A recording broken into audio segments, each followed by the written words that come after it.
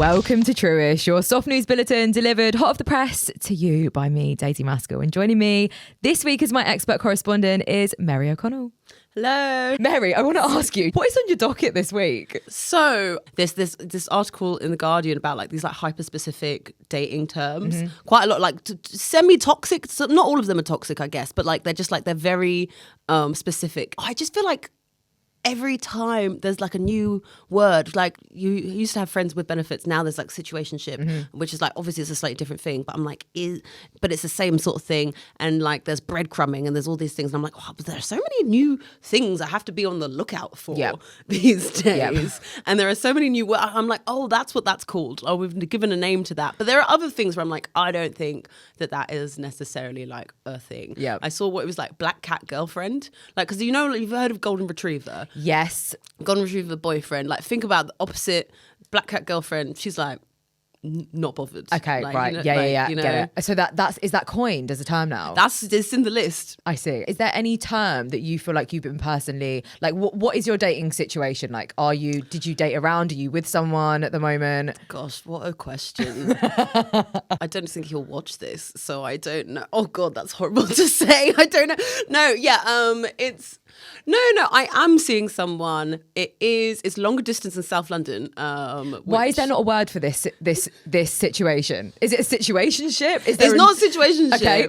I'm having trouble defining it in this moment. How are there words for everything but not the situation that you're in right now? There's words for everything apart from... I was actually looking for a word to describe my relationship and I found none. We both labelled it a fling that got out of hand. Okay, cute. Okay, I feel like I'm delving in, so just you tell me, just stop when it's too much. No. Where did you meet? We met at the Edinburgh Fringe Festival last year because I was doing a show. I was doing my second hour called Dilly. And I actually, do you know what? I always feel kind of antsy at the Fringe when I don't have a love interest because I'm like, I'm here. This is kind of like the hottest I am all year. I'm like, I'm out. I'm very but it's the Fringe. If you ever go, like, it's really fun for like a long weekend, but I'm there for the month. And every single day there's like a week's worth of events. It's very overstimulating. And I'm like, I just need like romantic attention. And I was having like a little, like, the first week is kind of a bit of a struggle. But me and a couple other friends, we like manifested what we wanted for the Fringe. And they were like, oh yeah, like I want like 3 4-star reviews. I want like a sellout. And I was like, I want all of that. And I want a love interest. And we had like, because my friend, she had lighters like as merch with her show. And she lit it. Then we all like blew out.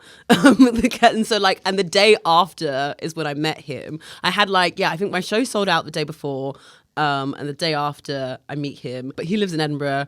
He's come here to London. I've been to Edinburgh a fair bit. I spent New Year's with me. So it's not, because that's the thing. I'm like, a situationship would be a discredit to what it is. I think it is just a long distance relationship in the early stages. I feel like if you're getting on national rail, like that's more than a situation. Do you know how expensive a train ticket is from Edinburgh to London and back again? You're telling me. I'm like, the day that my like 26 to 30 rail card goes, I don't know what I'm going to do.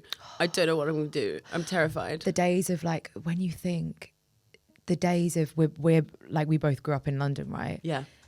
We took those zip passes for granted. What was it like? What was it? It was free on all buses, and then it was like £1.50 to go around London all day. Yeah. You could just take a bus to nowhere. Yeah, that was an activity me and my friends did. Yeah, like we'd like sit on the night bus. Like that was such a. It was just something to do. That was a night out. Yeah.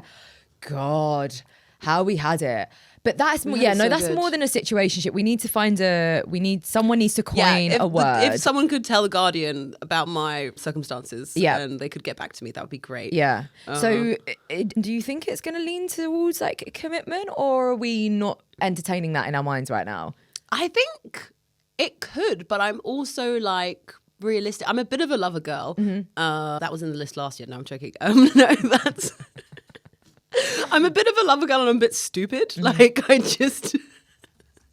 don't know what else to say. Like, I definitely kind of like throw myself into stuff. I don't know. No, do you know what?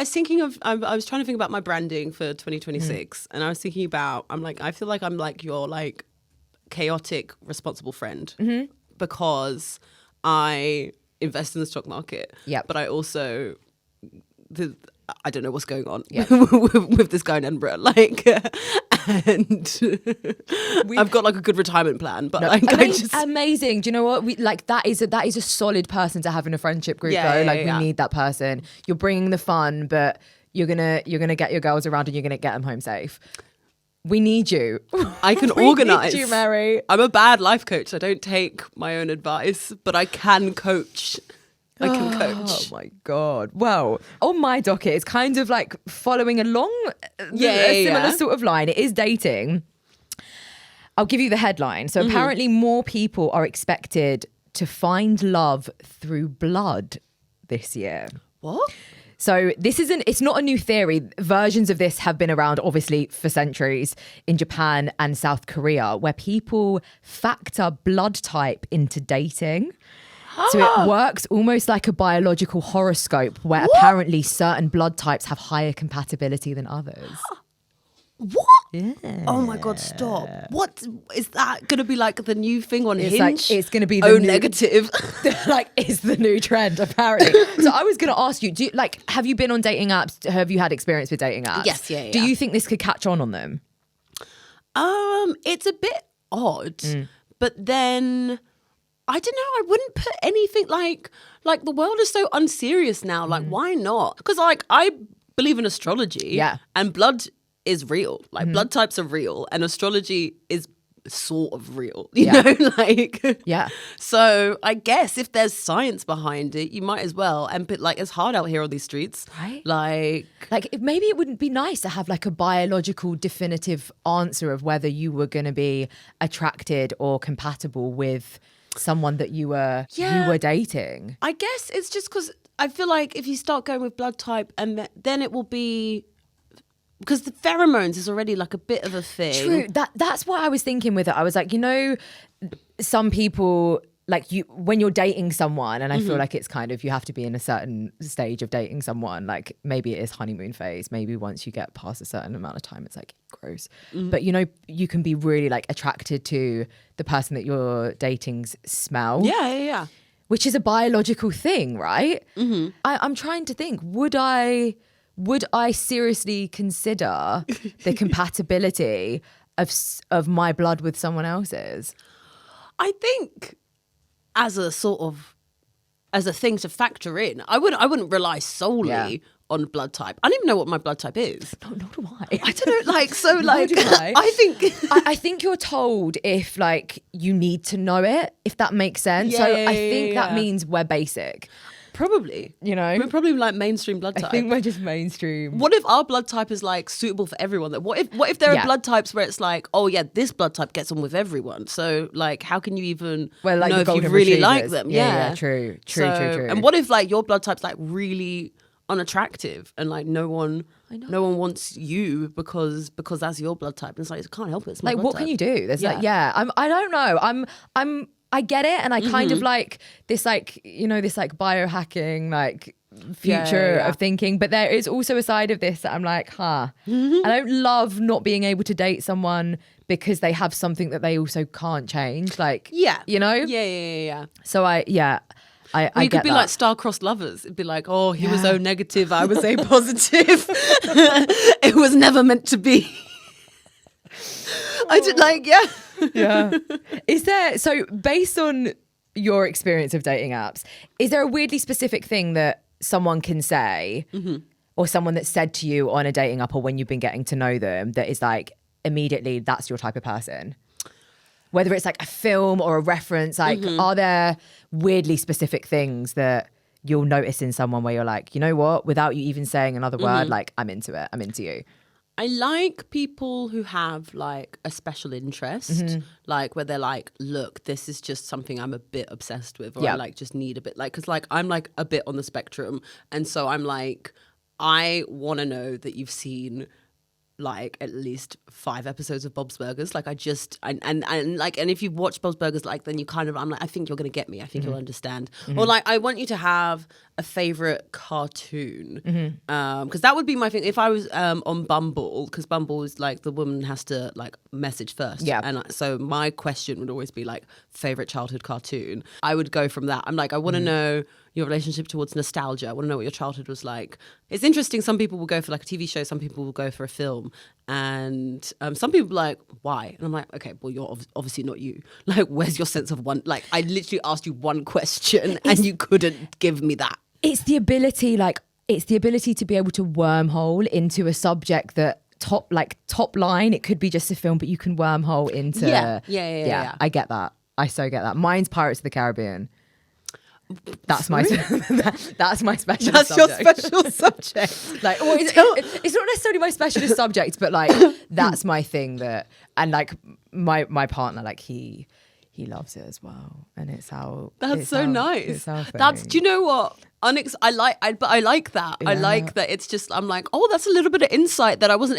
It's because everyone's special interest is always a little bit unexpected. Yeah. And so, what is it about Pirates of the Caribbean that you like? I don't know. I think it was something that for some reason we both like gravitated towards as like really young kids. We've been watching these films since we were like 5 or 6 years old, and so we know like every single line. And we've watched I think it's like there's like an 18-hour behind the scenes YouTube video series. Whoa. Which we both watched. Goodness. And know every single line of. Like, it's like this is a pretty special interest. What is yours? Bob's Burgers? I mean, like Bob's Burgers to an extent. Like I definitely like, I think cartoons overall. I think stand-up might be in a way, in a sense. It kind of is, especially when you first start doing it. I feel bad now. I've introduced it and I'm like, what even is mine? Maybe money. Maybe money is kind of like, it's the thing I have to focus on quite a lot. I think it's just, I think the most attractive thing genuinely is when someone is just passionate about something. Like they have their thing and they love it, and it doesn't matter about who likes it or like what they're doing it for. It just brings them joy, and that's... No, I think that's cool. That's cute.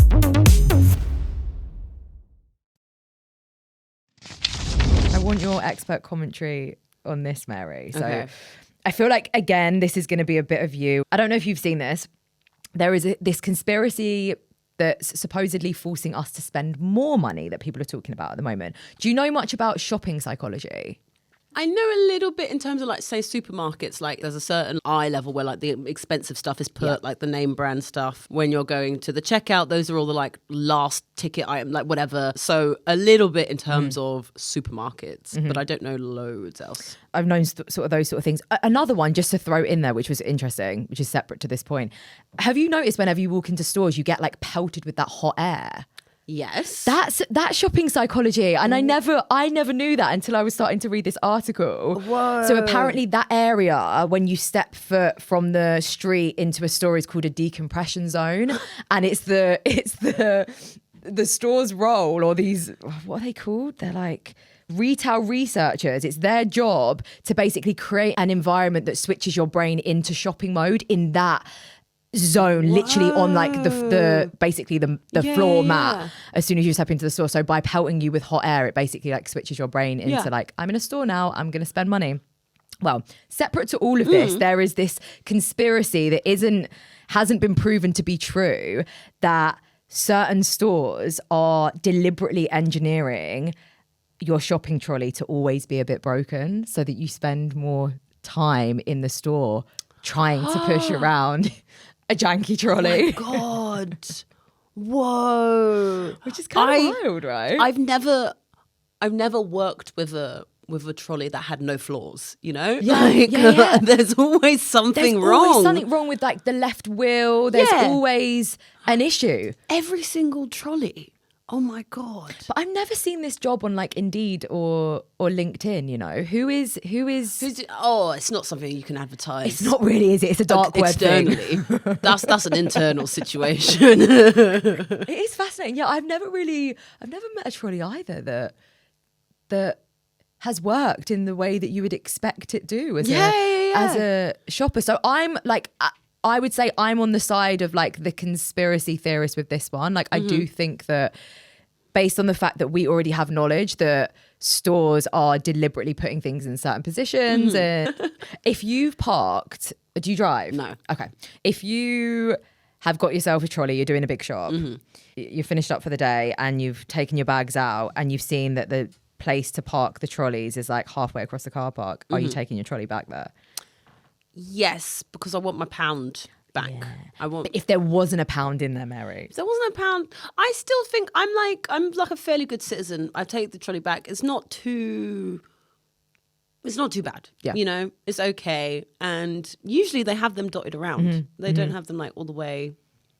But I think it's just like quite important that I know that there's no pound there, but like I've been conditioned to think that a pound is valuable. Yep. And I remember someone telling, oh my gosh, I think it's like, oh no, do you know what? There's a stand up who did like, it's like, oh, like you're made to like follow the rules because of like a pound, but like the actual trolley itself cost more than a pound. Like, you know, if you were to strip the trolley for parts, you'd get more than that. So, but it's just me being like, no, behave. The trolley goes back with all the other trolleys. And also, how depressing is it to see a trolley on its own? It's so sad. That's so sad. That's the saddest thing I've ever seen. I feel like it's so depressing because like we've all been the trolley on our own, you know?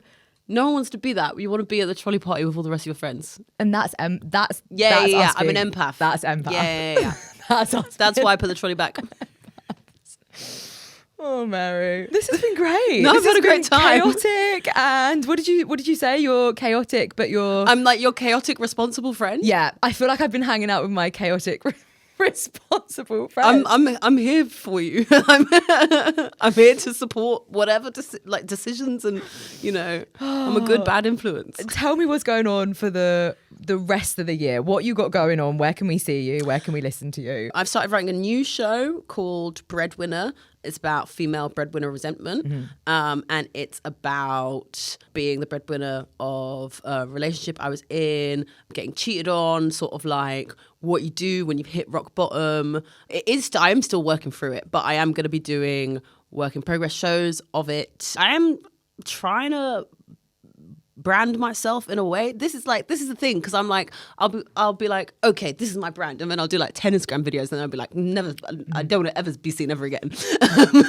Are you an archiver, or do you just make peace and let them? I think I make peace, Yeah. but I'm never happy. We can scroll through and we can see all of the versions. But There's been some versions. because it's the process. Like we never get to see the process. I'm allowed to fail publicly, Yeah. actually. That's what I read in The Artist's Way. I haven't finished it, but I read that, and that's okay. You're allowed to fail publicly. So watch me fail publicly, guys. And It's that's allowed. That's okay.